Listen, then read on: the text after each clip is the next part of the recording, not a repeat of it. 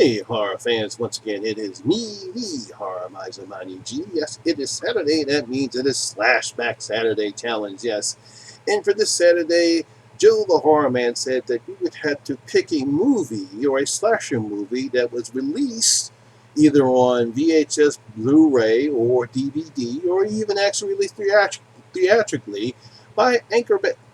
Yes, released by Anchor Bay. And Anchor Bay released a lot, and I do mean a lot of horror pictures, mainly B-movie horror pictures back in the day. I remember going to Earl's video store back in Philadelphia, renting a lot of the VHS tapes back in the day.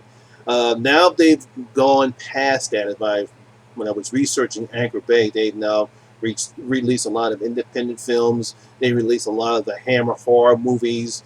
When Hammer Horror was trying to get more penetration in the United States, they now release a lot of independent movies. They still release horror movies, but now more independent movies. People who can't get their movies distributed on a major, one of the big boys, like say Warner Brothers, Paramount, or Universal, so they do with Anchor Bay. But Anchor Bay was known for releasing a lot of horror pictures, mainly B-movie horror pictures at the time, and I had to search long and hard to find which one I wanted to use. Which one to pick. I was going to do Hell Night, but then someone did Hell Night last Saturday, and I think someone's doing Hell Night this week because it was released by Anchor Bay. But I decided to go with one of my favorite horror pictures from the 70s. No, not The Exorcist, The Car. No, The Car is a 1977 American horror picture that was directed by Elliot Silverstein and written by Michael Butler and Dennis Chirac and Lane Slate. The film starred James Brolin, yes, Thanos' father, Kathleen Lloyd, John Malarkey, and Ronnie Cox, and real-life sisters Kim and Kyle Richards, which were Brolin's daughters. Now, it tells the stories about a mysterious car which goes on a murderous rampage, terrorizing residents of a small town.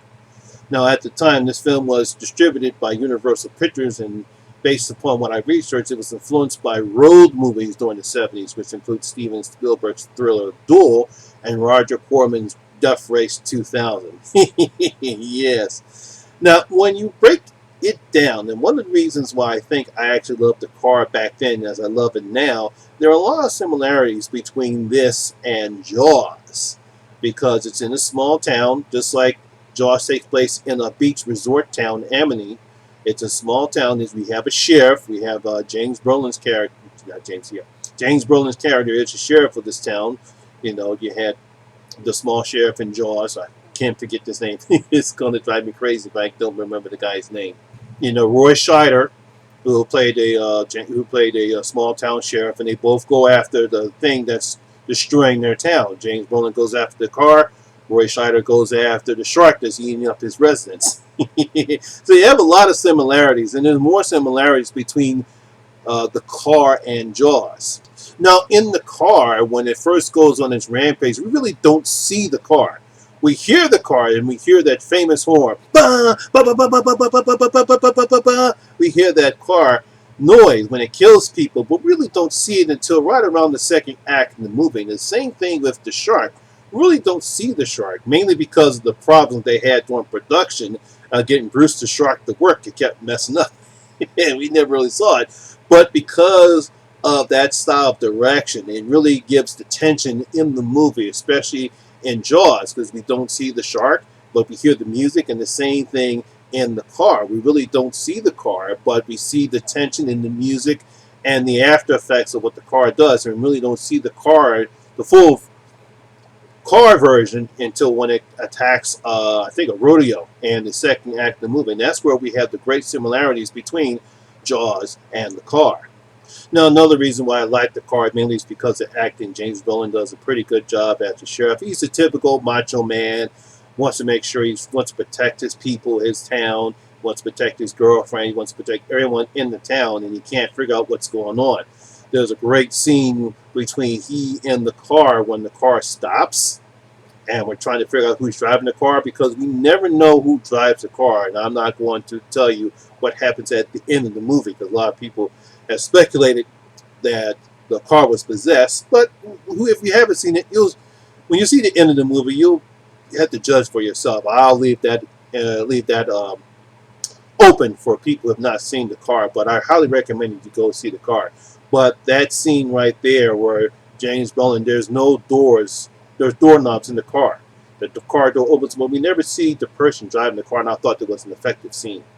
Now, obviously, it was a 1977 film, and some of the I think the tension and suspense holds up. Obviously, there's no real good practical effects at that time. There is some great stunt work with the person driving the car. So you got to get the stunt work great. So, that's one of the reasons why I love it. And if you really haven't seen the car, you want to get a look at old-fashioned, old-school horror, or I wouldn't say old-school horror, I would say horror back in the 70s, you really should watch the car. It's like Alice Sweet Alice and Black Christmas, and you have the car. Some of the great staples of 70s horror, also like Burt Offerings as well, too. So if you want to see a decent horror film that came out in the 70s, please get a chance and watch the car. I believe you guys would love it. And so that's my review of the car for Slashback Saturday. Next week, Joe has picked a very interesting topic for us to cover. Now, basically, when it comes to slasher films, they mostly take place in typical locations at a camp, you know, at a camp, at someplace in a house. But Joe said, let's pick a slasher film that takes place in a unique location, something that's highly unsuspected that a slasher would take place. And that's going to be interesting. I've researched a lot and picked something that no one really hasn't heard before, something off the deep end. And so, once again, horror fan, that's my video for today. Hope you did enjoy it. And if you did, please give it a thumbs up. And once again, if you're new here, please hit that subscribe button and ring the notification bell. That way you'll be notified anytime when I put a new video such as this one. Also, all my social media links will be in the description box below as well. Once again, my name is Lamont Smith, better known as the Horror Miser Monty G, and always remember, horror rules. I'll see you in my next video. I'm out.